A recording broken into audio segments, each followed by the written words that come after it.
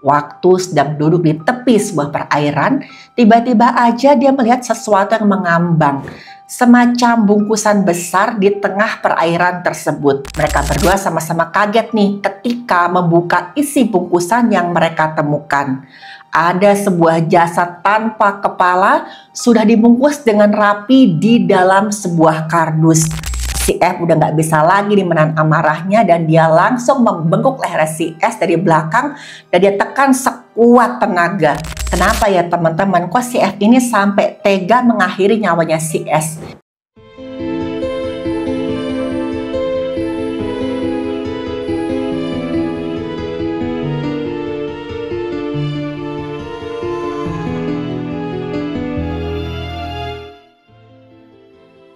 Halo, saya Dr. Stefani. Saya seorang dokter spesialis forensik dan mediko-legal, dan saya belajar dari yang mati.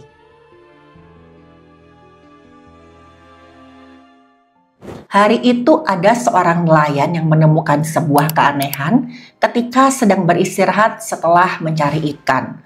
Waktu sedang duduk di tepi sebuah perairan, tiba-tiba aja dia melihat sesuatu yang mengambang, semacam bungkusan besar di tengah perairan tersebut. Nelayan ini ngerasa aneh, itu bungkusan apa? Karena penasaran, nelayan itu akhirnya mendekat dan mengambil bungkusan itu. Karena dia merasa takut juga, akhirnya dia nggak berani membuka bungkusan itu sendirian. Dia khawatir bagaimana kalau isinya itu adalah sesuatu yang berbahaya. Sang nelayan ini kemudian memanggil salah satu temannya yang kebetulan berada di dekat situ. Mereka berdua sama-sama kaget nih ketika membuka isi bungkusan yang mereka temukan. Ada sebuah jasad tanpa kepala sudah dibungkus dengan rapi di dalam sebuah kardus. Kontan mereka berdua sangat-sangat panik, ketakutan dan sangat syok dengan apa yang mereka temukan. Udah jelas, ini adalah jasad seorang manusia. Apalagi saat itu jasad tersebut masih terus-menerus mengeluarkan cairan tubuh yang baunya itu sangat menyengat. Kira-kira siapa yang sudah membuang jasad di tengah perairan seperti ini? Akhirnya sang nelayan dan temannya pun melaporkan temuan mereka ke pihak yang berwenang. Pihak yang berwenang dengan sigap langsung menanggapi kasus ini. Mereka segera mengevakuasi jasad tersebut ke rumah sakit untuk diperiksa oleh dokter forensik. Hasil pemeriksaan dari jasad tersebut didapatkan tangan dan kakinya itu terikat tali dan bagian kepalanya itu sudah nggak ada, lehernya terpotong dengan tepi yang rata. Saat itu jasad mengenakan kaos dan pakaian dalam atau bra. Tubuh bagian bawahnya itu tidak berpakaian. Perut dari jasad ini membesar dan kulit pada jari telunjuk dan ibu jari tangan kanan dan kirinya sama-sama hilang. Itu kayak terkelupas. Pada kasus jasad membusuk, memang kulit telapak tangan itu terkelupas karena kulit ari itu memisah dengan kulit di bagian bawahnya. Keadaan ini sering menyulitkan penyidik dalam mengambil sidik jari. Tapi pada korban ini ada yang aneh, pengelupasannya beda. Itu kayak diiris dengan benda tajam. Tapi lukanya rata dan kelihatan sampai ke otot, gak cuman kulit ari yang terkelupas. Dan dari bentuk tubuhnya diketahui korban ini berjenis kelamin perempuan. Selain itu juga ada tanda-tanda perubahan fisik yang menunjukkan kalau korban ini usianya sudah dewasa. Ada juga tanda peradangan di bagian leher korban tempat potongan tepi rata tadi. Ini menunjukkan kalau kekerasan tajam terjadi pada saat korban masih dalam keadaan hidup. Tapi masalahnya saat itu kepala jasad belum juga ditemukan. Pihak yang berwenang akhirnya melakukan penyisiran di sekitar tempat ditemukannya jasad tadi. Dan benar aja, kepala jasad ini ditemukan tidak jauh dari area tubuhnya ditemukan. Kepala itu terbungkus dalam sebuah karung. Dan saat itu pihak yang berwenang langsung melakukan identifikasi terhadap korban. Dan jasad tersebut akhirnya teridentifikasi dengan inisial S. S ini dikenal sebagai ibu tunggal dari 4 orang anak. Ketika beberapa kerabatnya SD datang ke rumah sakit, mereka bilang, S ini orang yang baik, dia tuh nggak pernah punya musuh. Sehari-hari dia biasa aja kok kehidupannya. Pertanyaan pun muncul teman-teman, siapa yang tega menghabisi S? Pihak yang berwenang terus menyelidiki kasus ini dengan serius. Karena ini adalah tindak pidana penghilangan nyawa yang merupakan kasus nggak biasa. Untungnya tidak membutuhkan waktu yang lama sampai akhirnya pihak yang berwenang bisa menemukan pelaku kejadian keji ini. Dan pelaku pun ditangkap di tempat tinggalnya. Sesaat sebelum ditangkap, pelaku ini sempat melawan. Tapi saat itu pihak yang berwenang berhasil buat pelaku ini tidak berkutik. Pihak yang berwenang bawa pelaku ini seorang laki-laki inisialnya F ke kantor untuk dimintai keterangan lebih lanjut. Di sanalah F pun mengaku dan pengakuannya benar-benar mengejutkan. F ini mengaku memang dia mengenal si S. Jadi ada beberapa hari yang lalu S ini dan F bertemu di sebuah hotel. Mereka ini ingin melepas rindu karena memang mereka ini menjalin sebuah hubungan yang dirahasiakan. Nah, F ini keadaannya sudah punya istri. Tapi saat itu kayaknya F ini belum puas dengan keluarganya. F sama S ini sudah menjalani hubungan rahasia mereka katanya selama beberapa tahun. Sempat ketahuan oleh istrinya F dan akhirnya mereka ini ya sempat agak menjauh. Waktu malam itu mereka bertemu di hotel, si S minta F untuk membawa beberapa bahan makanan. Karena memang si F ini adalah seorang pengusaha bahan-bahan makanan. Tapi saat itu F gak membawakan bahan makanan yang sudah dijanjikan oleh si F untuk si S. F ini bilang bahwa bahan makanan yang ada di rumahnya jauh lebih segar dan jauh lebih bagus daripada yang dia biasa bawa ke tokonya. Akhirnya si S pun percaya dengan si F. Mereka sempat melepas rindu di hotel tersebut. Setelah selesai, si S menagih janji nih ke F soal bahan makanan yang sudah dijanjikan oleh si F. F ini sempat pulang ke rumahnya lebih dulu. Alasannya nanti bahan makanannya saya siapkan dulu ya. Terus nanti beberapa jam kemudian kamu datang ke rumah. Sesuai janji, S pun datang ke rumahnya si F. Tapi saat si S ini sampai ke rumahnya si F, nggak langsung dikasih tuh bahan-bahan makanannya. Si F malah langsung ngajak si S untuk pergi ke lantai 2 rumahnya. Karena disitulah katanya letak bahan makanan yang sudah dijanjikan oleh si F. Tapi di luar dugaannya F, si S ini menolak dengan mentah-mentah. Si S ini langsung berkata dengan nada marah, "Gak mau ah, di lantai 2 itu pasti ada istrimu. Istrimu itu sifatnya seperti PSK, aku gak mau ketemu sama dia." Pada saat mendengar ini, si F merasa marah, dia merasa kesel kok istrinya dihina seperti ini ya. Tapi saat itu menurut pengakuannya si F dia berusaha sabar. Dia bilang kok saat itu memang istrinya nggak ada di rumah. Tapi bukannya tenang, si S mengeluarkan kata-kata yang lebih nggak enak lagi di telinganya si F. Si S bilang, "Ah kamu itu sama aja ke ibu kamu. Ibu kamu juga punya sifat seperti PSK." Katanya si F biasanya merasa marah. Siapa anak yang nggak kesal kalau ibunya dijelek-jelekan oleh orang lain?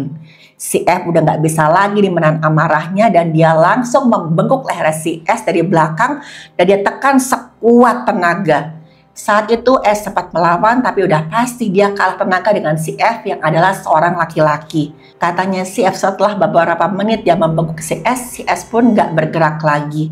S pada akhirnya pun meregang nyawa. Jadi memang yang dilakukan oleh F terhadap si S ini disebut juga dengan chokehold. Ini adalah teknik menekan leher seorang untuk menahan atau menghentikan pergerakan. Biasanya itu menggunakan lengan seperti ini. Nah teman-teman, teknik ini tuh gak main-main ya.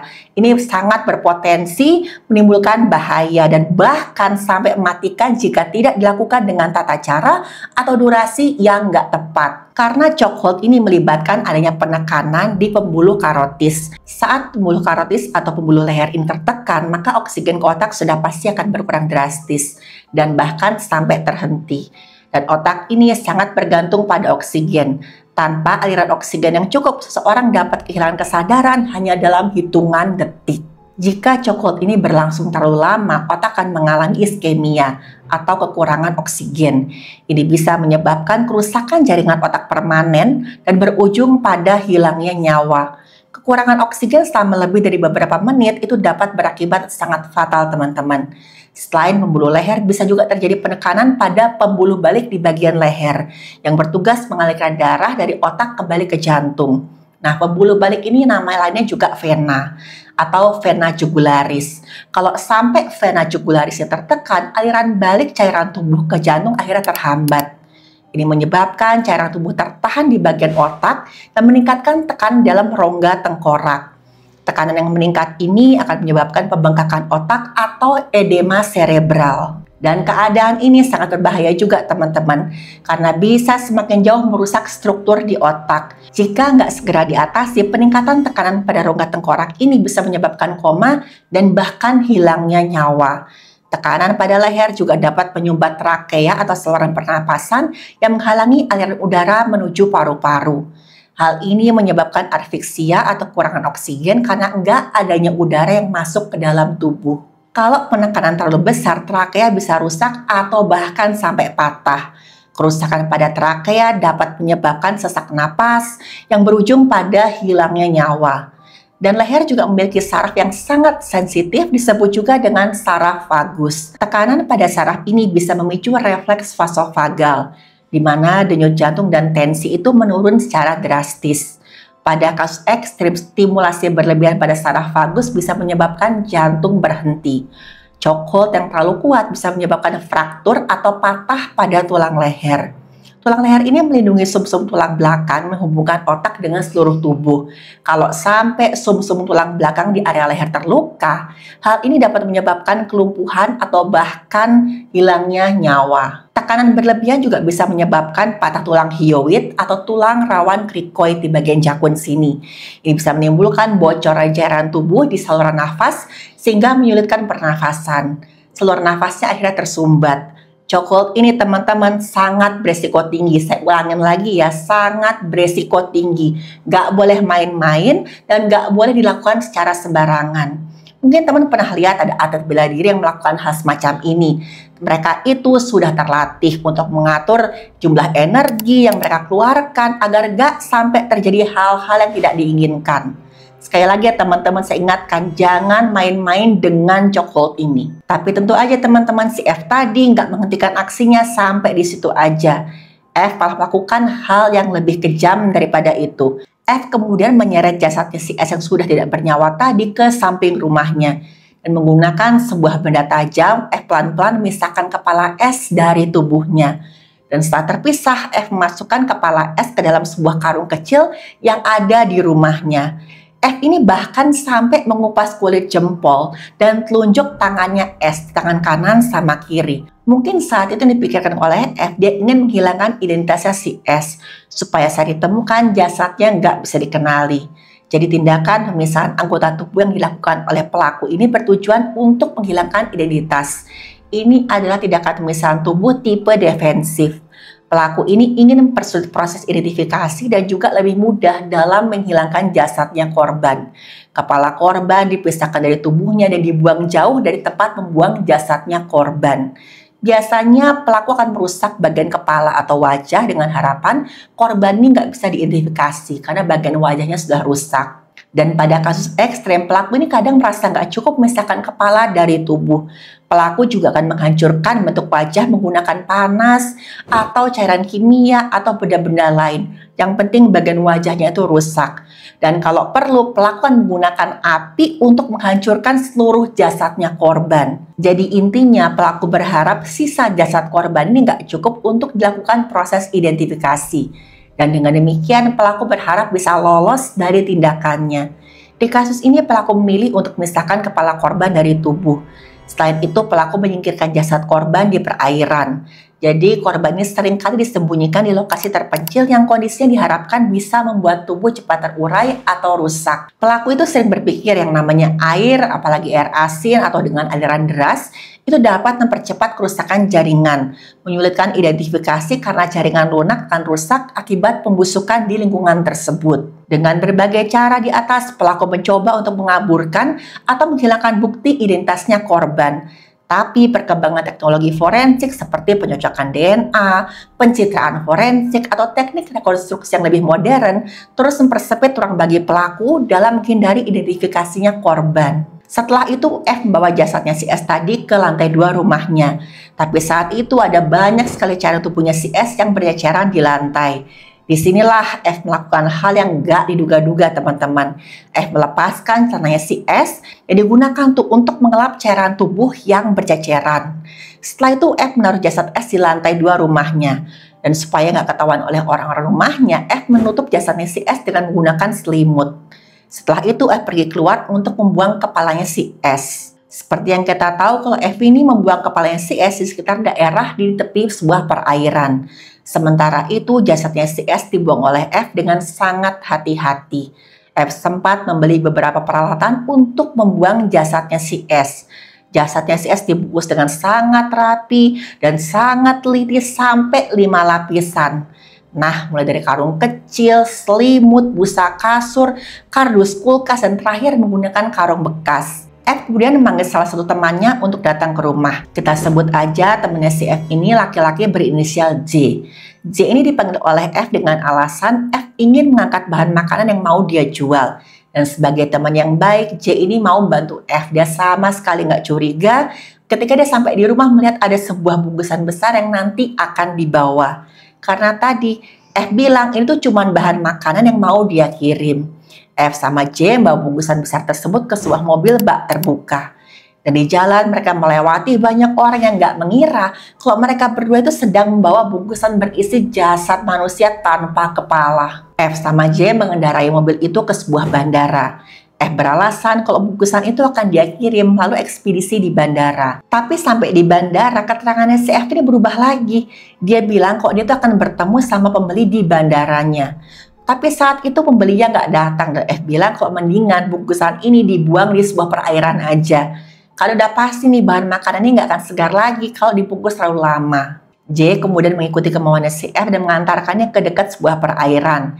Di sanalah J sama F ini membuang bungkusan yang sebenarnya isinya adalah jasadnya si S. Dan seperti yang kita tahu, jasad itu kemudian ditemukan oleh seorang nelayan. Tapi gimana ya kok pihak yang berwenang ini bisa menangkap si F? Pihak yang berwenang menemukan sebuah petunjuk dari rekaman CCTV. Di rekaman tersebut, pihak yang berwenang melihat F sama si J yang sedang membawa sebuah bungkusan besar. Pihak yang berwenang curiga dan mendatangi rumahnya si F. Di sana begitu berat pihak yang berwenang, F langsung ketakutan dan mencoba melakukan perlawanan. Dan untungnya pihak yang berwenang berhasil buat F ini sampai nggak berkutik. Pihak yang berwenang semakin yakin kalau F ini adalah pelaku. Karena di rumahnya F ini ada juga busa yang berceceran dengan cairan merah. Kenapa ya teman-teman, kok si F ini sampai tega mengakhiri nyawanya si S? Pihak yang berwenang juga sempat kebingungan nih karena keterangannya si F ini berubah-ubah. Dan ternyata diketahui kalau F ini sempat memakai zat berbahaya sebelum bertemu dengan si S. Dan zat berbahaya yang digunakan oleh si F ini adalah zat berbahaya jenis stimulan. Jadi efek zat yang dikonsumsi oleh F ini antara lain yang pertama, peningkatan aktivitas fisik dan mental yang sangat-sangat kuat, di mana pengguna itu merasa lebih fokus dan bertenaga. Yang kedua, peningkatan nadi dan juga tensi. Dan ini sangat berbahaya teman-teman kalau penggunanya punya masalah pada jantung. Yang ketiga, penekanan nafsu makan. Penggunanya itu bisa nggak merasa lapar sama sekali sampai kadang-kadang penggunanya sampai mengalami gangguan gizi. Yang keempat, pengguna seringkali merasa sangat panas dan berkeringat lebih banyak gara-gara metabolisme tubuh yang meningkat. Selain itu juga ada efek lain seperti mulut kering sehingga giginya itu bisa rusak. Zat ini juga mempengaruhi psikologis si penggunanya. Penggunanya akan merasa gembira berlebihan dan inilah yang menyebabkan pengguna mengalami ketergantungan. Kadang-kadang pengguna juga merasa paranoid atau kecemasan karena itu seperti ya kewaspadaan yang meningkat sampai ke tahap si pengguna ini curiga dengan orang-orang sekitarnya. Kadang-kadang penggunanya merasa orang-orang sekitarnya itu pengen melakukan hal-hal buruk sama si pengguna ini. Dan pengguna zat ini juga seringkali menjadi agresif dan kasar. Dan dalam dosis tinggi zat berbahaya ini bisa menyebabkan halusinasi visual atau pendengaran, di mana penggunanya itu melihat atau mendengar sesuatu yang sebenarnya nggak ada. Dan kalau disalahgunakan dalam jangka waktu lama, bisa terjadi stres pada jantung sehingga resiko serangan jantung dan stroke itu semakin meningkat. Bisa juga terjadi kerusakan otak yang permanen. Pengguna mengalami kekurangan gizi, gangguan tidur, kecanduan, dan juga depresi ketika efek zat ini mulai hilang. Jadi dari gembira berlebihan, ketika efek yang mulai hilang, penggunanya malah akan depresi. Dan bahkan pada kasus ekstrim, penggunanya itu bisa mengalami gejala psikotik, paranoid, waham, halusinasi, dan bahkan efek ini itu menetap setelah penggunanya berhenti menggunakan zat berbahaya tersebut. Dan teman-teman, itulah yang kira-kira dialami oleh si F. Dan karena ini juga teman-teman, pihak yang berwenang terus melakukan pemeriksaan terhadap si F. Dan keluarga S berharap agar S mendapatkan keadilan. Karena kepergian S ini meninggalkan 4 orang anak. Dan selama ini S terus bekerja keras untuk menghidupi keempat anaknya tersebut. Kepergian S ini menimbulkan luka yang sangat mendalam bagi anak-anaknya dan juga keluarganya yang lain. Saya doakan semoga keempat anak KS ini selalu mendapatkan perlindungan dan juga dijauhkan dari segala mara bahaya. Teman-teman, lagi-lagi kita diingatkan kalau kita harus sangat berhati-hati memilih orang yang akan dekat dengan kita. Terlebih dalam hubungan yang lebih dari sekedar pertemanan. Setiap hubungan harus dasari dengan rasa saling menghargai, kepercayaan, dan juga kesetiaan. Dan dari kasus ini kita belajar pentingnya pengendalian diri. Yang namanya tindakan kekerasan hanya akan menghancurkan kehidupan banyak orang.